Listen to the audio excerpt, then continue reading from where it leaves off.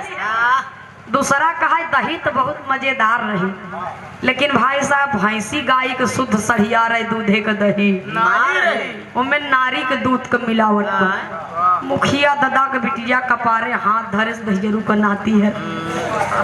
एक तो लियाई खियौतो भाई, ऊपर से बेइज्जती करत है और तब तक लहुरवा का कहता अरे तीसरा कहे कि नाही मुखिया के छोकरिया भैया, तीसरा कहे कि नाही मुखिया के छोकरिया भैया, तीसरा कहे कि नाही मुखिया के छोकरिया भैया। बेटी आई कौनो पर जतिया के जना, बेटी आई कौनो पर जतिया के जना, यही से हम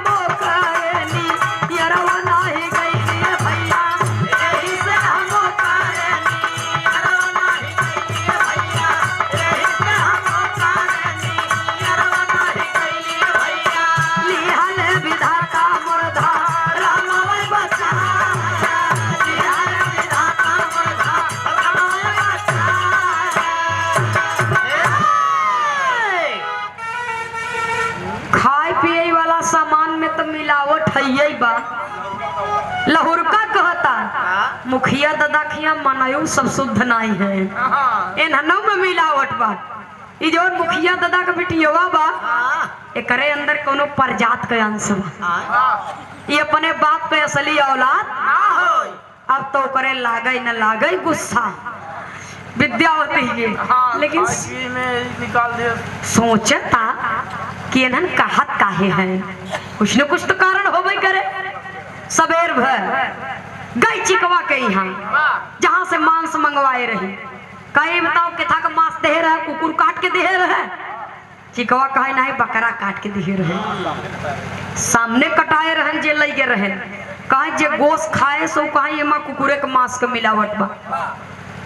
तब बाबूजी चिकवा कहो तो देखो कुकुरे के मांस के मिलावट बा, एक जानकारी हमें चला जहाँ से हम खरीद के लाई आए रहे बकरा, तब गए किसान के यहाँ और जब जात हैं बाबूजी तो कहता किसनवा कि हम एक कुतिया एक बकरी दोनों एक सथवे जी आए रहे, जौने दिना बकरिया बच्चा दिए सो दिन कुकुरियो बच्चा दिए, और जौने दिना बकरी बच्चा दिए कुतिया भी बच्चा दिए, लेकिन बकरिया बच्चा देते ही मान मर गई।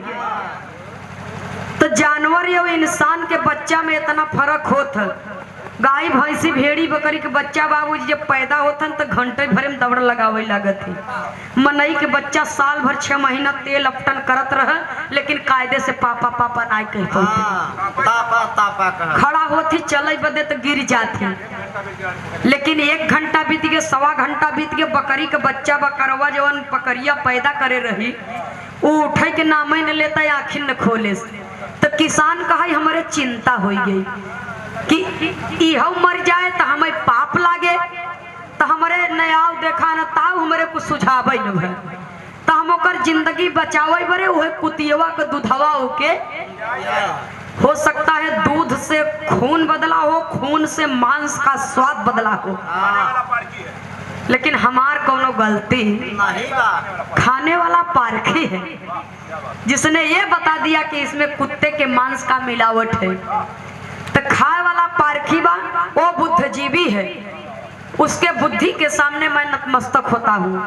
वहां से सुनिन तो गईन अहिराने में ग्वालियर से कहा बताओ महाराजन केथा का दूध है का दही रहा है, कहा बिटिया गाय को होए भैंसी को होए और केथा को होए है ना जटा जी नहीं हम जे दही खाए से वो कहता है हेमा नारी के दूध के मिलावट बा, कहे हो सकत है। हमारे गोदी के लड़का रोवेला अब हम आगी पर दूध धई दिया उबलई बदे लड़का के अपने स्तनपान करावे लगे, वही समय ज्यादा आँच पाए के दूधवा उबलई लगा जब तब बह न जाए ये बदे कि अगर दूध बह जाते उबलते समय तो कर मलाई निकल जाते, जब मलाई निकल जात तो सढ़ियार दही कहाँ से, एकरे कारण से हम अपन लड़का लेटाई के जवन या चरवा ओढ़ाई के लड़कवा के स्तनपान करावत रहे, चाहे हमार माई हो चाहे आपके माई हो, माई जब अपने गदेला के स्तनपान करावत है बाबूजी, तो उस समय दूध के रूप में माँ के स्तन से ममता छलक पड़ती है, अमृत की धार छलक पड़ती है। तो वही दशा उस माँ की भी थी। तो जवन अचरवा ओढ़ा के अपने लड़का के स्तनपान करावत रहे, वही अचरे से पकड़ के आगी पर जवन मेटी में दूध धरे रहे चूरई बरे उतार के ओके नीचे रख दिया। हो सकता है मैं अपने बच्चे को स्तनपान करा रही थी उस समय और मेरे स्तन का दूध उसमें टपक गया हो, लेकिन मैंने जानबूझ करके ये गलती नहीं किया। लेकिन उसने इस दही को खाया है जिसमें मेरे स्तन के दूध की मिलावट है, तो इसलिए वो मेरा धर्म का बेटा हुआ, मैं उसकी माँ हुई। आज से इस माँ का आशीर्वाद उस बेटे के ऊपर सदैव बना रहेगा। इतना बात सुनती है बाबूजी तो ग्वालिन के सामने नतमस्तक होती है। अब अपने मन में विचार करता, लहुरवा कहे बा हम अपने बाप के असली बिटिया न होई, ई कैसे पूछी? अपने माई से पूछा। 1 मिनट का कहा? माई से पूछा। बाबू से न पूछ काहे? चला जाता पता नहीं कहाँ। बाबू के खुद ही न पता कि उनके कई बाबू हैं, तो बाबू कहाँ से जानी भैया।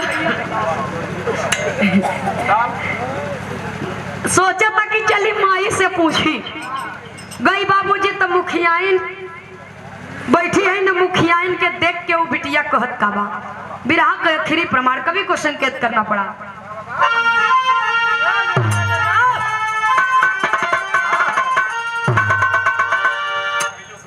अरे कैलू कलंकित जिंदगी बर्बाद कर दू हमार। अरे कैलू कलंकित हम के गोद जाना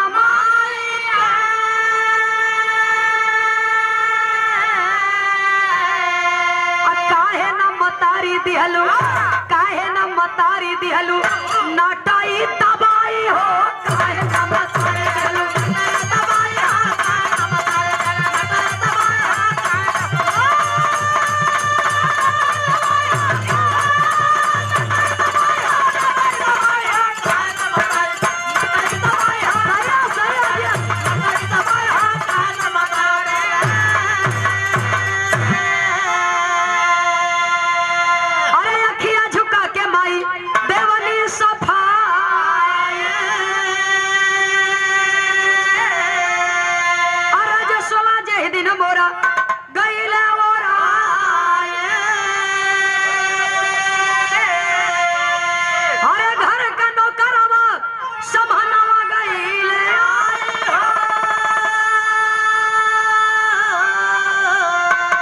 काहे न मतारी दबाई हो। सुना लड़कियां कहा कि माँ एक बात पूछी, कहा पूछा बिटिया, कहा ये बतावा हमारा असली बाप के है? मुखियाइन घबरा रहे, क्या पागलपना है, कैसा सवाल है? कहा माई झूठ जिन बोलू, एक सवाल के कारण हमारा जीवन बर्बाद हो चाहता, बतावा हमारा असली बाप के है? वो जब लहुरका कहे सकी अपने बाप के असली औलाद न हो, एकरे में परजात के अंश बा। कहे बिटिया जे जवन कह दे ओके मान ले, कहे मावा मानित न, लेकिन जब माँ से दही वाला बात सही बा तो इहो सही हो, ये बदे हमें माने के पड़ता। बोला हमार बाप के बा, तब माई के जब याद आएगी तो माई कहते हैं सुना, एक समय हम जब रजस्वला पीरियड में आए बात सब रहा, लेकिन पर्दे में पुरनिया याजी लोग कहे कि जब फूल नहीं तो फर कैसे लागे, और जेकरे यही फूल नहीं न बाबूजी यही बदे झंखा था कि हमार वंश कैसे चले आगे।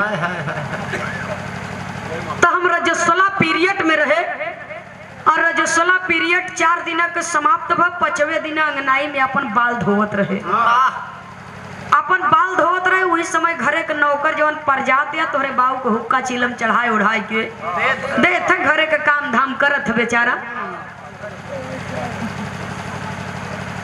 तो जब अपन सर धोवत रहे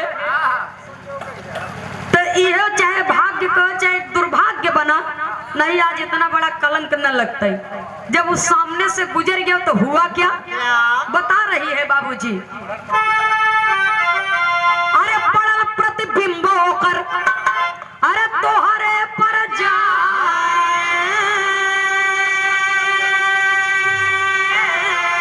क्षमा कई दमाई ढेर कैली ढिठाई।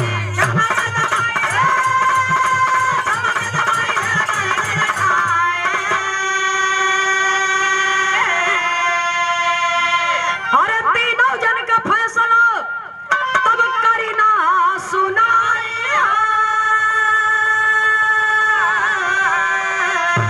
काहे ना मतारी दिहलू, काहे ना मतारी दिहलू, नाटाई तबाई हो काहे ना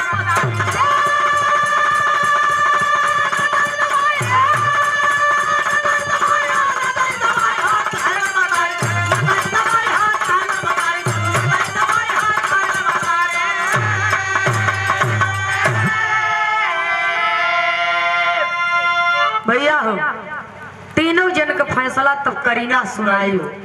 मुखियाइन कहें ओ घर के नौकर का प्रतिबिंब जेके कहती परछाई।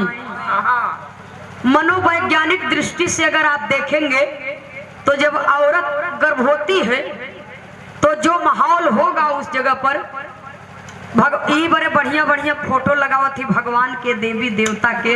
हाँ, कि ताकि एकर परछाई ये लड़का के ऊपर पड़े तो ये लड़का जब पैदा होई तब विद्वान होई, बुद्धिमान होई, पहलवान होई, बढ़िया बढ़िया फल खातिर जइया खोबन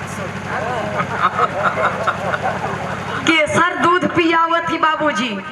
काहे बदे देख जवन की गर्भाशय अलग बा और आमाशय, लेकिन ये मनोवैज्ञानिक बताता है बाबूजी। मनोवैज्ञानिक दृष्टि से आप देखिए कि वातावरण अच्छा रहे और ताकि होई वाला बच्चा भी अच्छा रहे, ओकर विचार बढ़िया रहे और सुंदर रहे। अगर माई बाप गोर हन गदेला सांवर हो जावा तो आजी हरे अजुओ मजाक करत है गाँवों में कहीं करते परे मम्मा पर ये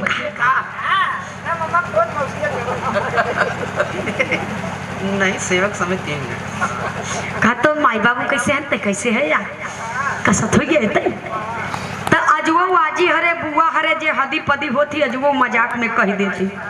तो वही माई कहत हैं कि ओकर प्रतिबिंब ओकर परछाई जाए के पड़ गई। आप मेरे गर्भ में आई और उसके कारण से वो प्रतिबिंब और परछाई के कारण से वो लहुरवा कहता कि लड़की के शरीर में परजात का अंश भाई अपने बाप के असली औलाद ना हो और तोहरे माई के धर्म नष्ट नहीं भबा हाउ अपने बापे के बिटिया। खाली वो प्रतिबिंब के कारण ऐसा सवाल उठा, परछाई के कारण ऐसा सवाल उठा। लड़की समझ गई और जा करके भरे दरबार में जहाँ पर लगा बा सभा, मुखिया दादा बैठे हैं तो तमाम बुद्धिजीवी लोग भी वो दरबार में बैठा है, वो सभा में बैठा है। भैया हो तीनों जन का फैसला तब करीना सुनाई हो का ये पिताजी ये तीनों जने में से सबसे ज्यादा बुद्धिमान है लहुर। सारी बात सुन ली है। मुखिया दादा कुर्सी छोड़ दी। बिटिया कही लहुर सबसे ज्यादा बुद्धिमान बा काहे बरे दाल चावल सब्जी बनी रही चाहे जे चीख के बता सकत है कि हमन नमक तेज बा कि मिर्चा कम बा, बिना खाए क्यों नहीं बता सकते। इन्होंने दोनों गए मांस दही चेक कई आए, लेकिन इ लहुर का सेवा करवावे के इच्छा जाहे कि इस गवा तब लेकिन वापस बिना चिकै किए चला आए। कहबे का मतलब कि सेवा करवाएगे लेकिन न लगे हमारे बैठा न हमसे दुई बात बतलान न हम एक सेवा कर पावा, लेकिन दूर से देख के बताए देश कि हम तोहार बिटिया न हो परजात के अंशवा। मुखिया दादा मुखियाइन कहती देखत है कस हो बिटिया का कहता कच्चा पहता तोहर की सारी बात बताए दीन बाबूजी। तब मुखिया दादा के बात समझ में आई गई, फैसला हो गया, तीनों अपने घरे जाए लगे। तब मुखियाइन कहा कि हमार तोहार चौथापन लग ग बाटे। अब कुछ दिनों के बाद गांव वाले हम तो मर जाबे फूक ताप के फुर्सत हो जाई। लड़की के शादी कर देता, कहा लड़की के बियाह करी कैसे, जब कोनो सुयोग के घर बर मिले तब तक करी। का है लहुर का कुंवार भी बा बुद्धिमान भी बा, तो जैसे ऊ बा वैसे अपन बिटिया भी बा, तो ऐसे बढ़िया बर ना मिलियो के बुलावा। तो मुखिया दादा करते क्या है, अरे मुखिया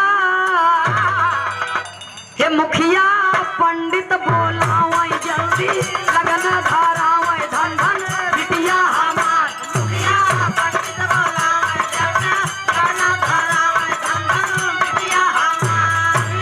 पंडित बोलावा सयो सयो सयो धारावा धन धन बिटिया हमार।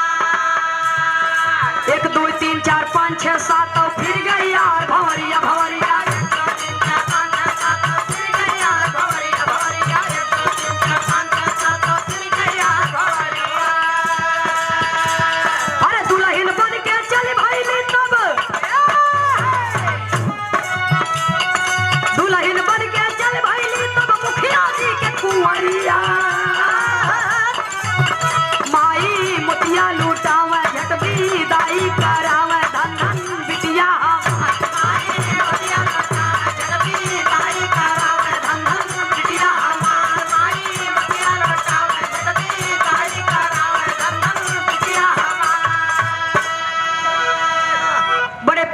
से शादी संपन्न भई, रीति रिवाज सम्मान से विदाई हुई।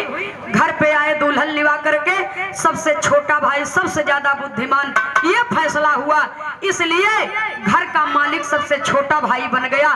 दोनों बड़े भाई छोटे भाई के आज्ञाकारी बन गए। ये बिरहा का मतलब ये है, जहाँ सुमति वहाँ संपत्ति नाना, जहाँ कुमत तह विपत निदाना।